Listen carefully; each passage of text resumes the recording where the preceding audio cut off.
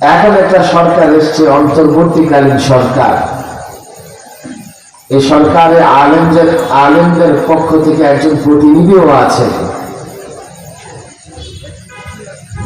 Record হচ্ছে, আপনারা আমার কথা শুনতেছেন। আমি মনে করি এই সরকার এমন একটা পদক্ষেপ নিতে পারে যাতে আমার 12, 13, 14, 15 বছরের বাচ্চা শিশু সন্তান এই অশ্লীলতা, এই বেহায়াপনার কবলে পড়ে চরিত্র ধ্বংস করতে না পারে। আজকাল এটা বড় কঠিন কাজ নয়। আমার আবেদন থাকবে অন্তর্বর্তীকালীন সরকারের কাছে যে আপনারা একটা পদক্ষেপ নেন, আমাদের কিশোরদের চরিত্র হেফাজত করে। কেউ বলতে পারে হুজুর তাতে আপনার সমস্যা কি? আমার সমস্যা নয়, সমস্যা আপনার। 2-4 জন মৌলবীর সন্তান খুঁজে পাওয়া যাবে না যে তার চারিত্রিক অধঃপতন হয়েছে। আপনার সন্তানের চরিত্রের কি গ্যারান্টি আছে? কেননা সে সারাক্ষণ সমাজে এমন পুরুষের সঙ্গে উঠা বসা করে, এমন ছাত্রের সঙ্গে উঠা বসা করে, দেখা যাবে সেই সংসদে গিয়ে তার চরিত্র ধ্বংস হয়ে গেছে। মনে হচ্ছে মাওলানা নজরুল ইসলাম কাসিমি সাহেব আসতেছেন। মাশাআল্লাহ, তাড়াতাড়ি চলে এসছেন হযরত। যত তাড়াতাড়ি আসবেন ভালো। বৃষ্টি বিঘ্নিত এই পরিস্থিতি বা পরিবেশে যেন খুব দ্রুত মঞ্চে আসতে পারেন। আপনারা সকলে বলেন আমিন। রাতও তো কম হয় নাই, 9টার উপরে বেজে গেছে। যারা আমরা দৌড়ে সেদিকে যাচ্ছি, অনুরোধ থাকবে মাওলানাকে আমরা কষ্ট না দিই। আমরা চলে আসি, মাঠে বসে পড়ি। উনি যখন স্টেজে আসবেন ইনশাআল্লাহ আমরা সকলেই দেখতে পাবো। এদেশের কোন মুসলমান এটা চায় না তার সন্তানের চরিত্র নষ্ট হোক, কিন্তু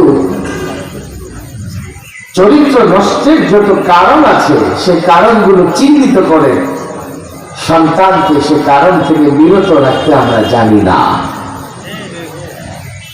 অশ্লীলতা, বেহায়াপনা, নগ্ন সিনেমা, নাটক হারাম, তাতে কোনো সন্দেহ নাই। চরিত্র ধ্বংস করে কোনো সন্দেহ নাই। মা বাবার জন্য, মা বাবার ইজ্জত সম্মান বিনষ্টের কারণ হয়, তাতেও কোনো সন্দেহ নাই। একটা পরকালের বিষয় তো আছেই। দুনিয়াতেও এই সন্তান যদি চরিত্রহীন হয়ে পড়ে তো মা বাবা, পরিবারের জন্য, ভাই বোনদের জন্য এটা বড়ই লজ্জাস্কর ব্যাপার হয়ে দাঁড়ায়।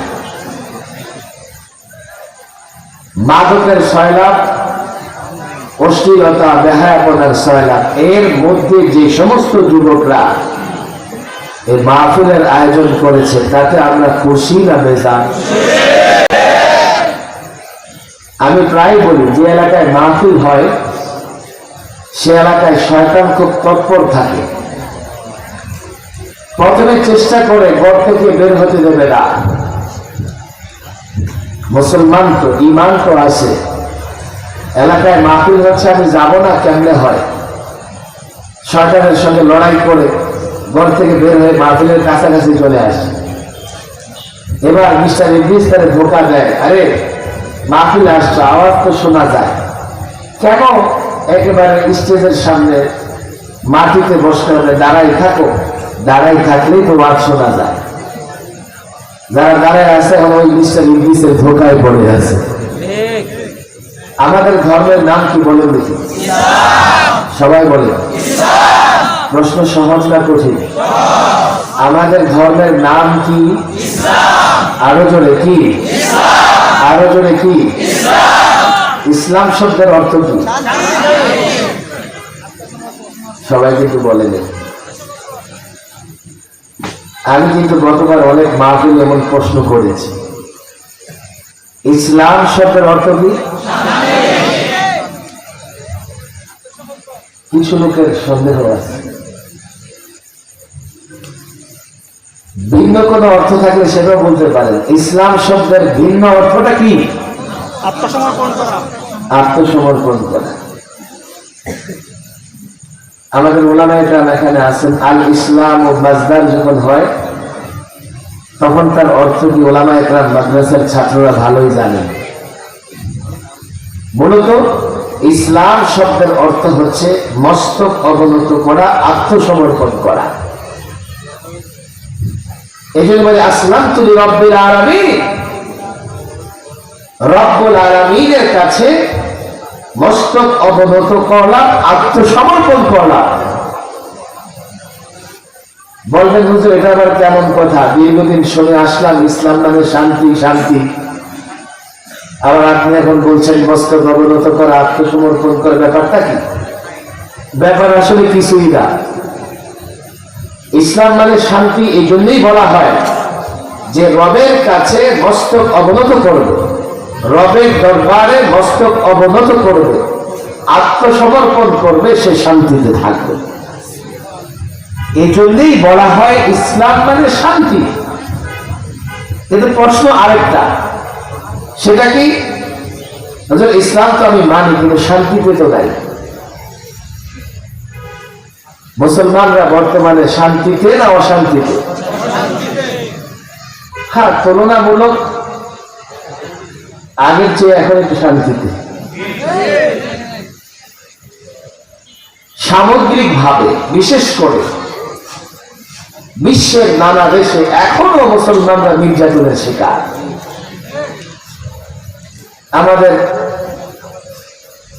প্রতিবেশী রাষ্ট্রের মিস্টার কসাই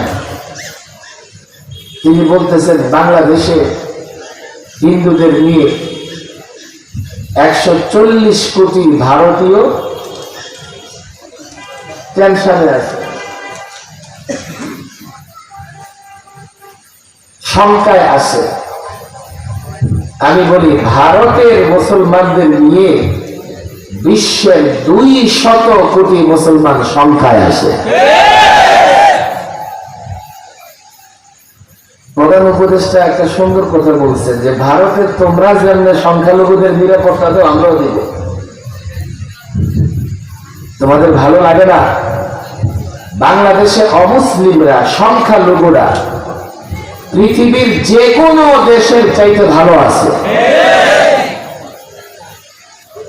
হ্যাঁ, একটা টেনশনের সময় গেছে, এই জন্য আমাদের ছাত্ররা 10 ছেড়ে দিয়ে, ক্লাস ছেড়ে দিয়ে গিয়ে সংখ্যালঘুদের মন্দির উপাসনালয়গুলো পাহারা দিয়েছে। তোমরা শঙ্কায় থাকো, তোমরা বলো ভারতের একটা মসজিদ তোমরা পাহারা দিতে পারো নাই। আমরা বাংলাদেশের প্রতিটা ইঞ্চি ইঞ্চি জায়গায় অমুসলিমদের উপাসনালয়গুলোকে পাহারা দিয়েছি, এখনো পাহারা দিচ্ছি। একটাই কারণ, ইসলাম সাম্প্রদায়িক সম্প্রীতিতে বিশ্বাসী। ধর্মে ধর্মে মারামারি লাগো, কাটাকাটি লাগো, এটা ইসলামের শিক্ষা নয়। ইসলামের শিক্ষা এটাও নয় যে কাউকে জোর করে মুসলমান বানানো হবে, আর কাউকে জোর করে মুসলমান বানানোও যায় না। ইসলাম সৎ ব্যবহার দিয়ে, সহনশীলতা দিয়ে, উদারতা দিয়ে ইসলাম তার বৈশিষ্ট্যের মাধ্যমে অমুসলিমদের আকৃষ্ট করে তাদেরকে ইসলামে দীক্ষিত করেছে। এই জন্য ইসলাম শান্তির ধর্ম। তারপরেও নানা দেশে নানা জায়গায় মুসলমানরা অশান্তিতে। এর কারণ হচ্ছে মুসলমানরা প্রকৃতপক্ষে পূর্ণাঙ্গ ইসলাম পালন করতে পারছে না। এক দুটা কারণ থাকতে পারে, ওলামায়ে কেরাম এখানে আছেন। একটা কারণ হতে পারে মুসলমানরা পূর্ণাঙ্গ ইসলাম সম্পর্কে জানেই না। 2 নম্বর কারণ এটা হতে পারে কেউ কেউ জানে কিন্তু বস্তুর মোহে, দুনিয়ার মোহে ইসলাম পালন করবার মতো সময় তার হাতে নাই। ইসলাম নিঃসন্দেহে শান্তির ধর্ম, শুধু দুনিয়ার শান্তি নয়, পরকালীন শান্তি পেতে হলেও আপনাকে একমাত্র ইসলাম অনুসরণ করতে হবে, ইসলাম মেনে চলতে হবে। জাগতিক নানা বিষয় আছে, সেখানেও আপনাকে ইসলামের গাইডলাইন মেনে চলতে হবে।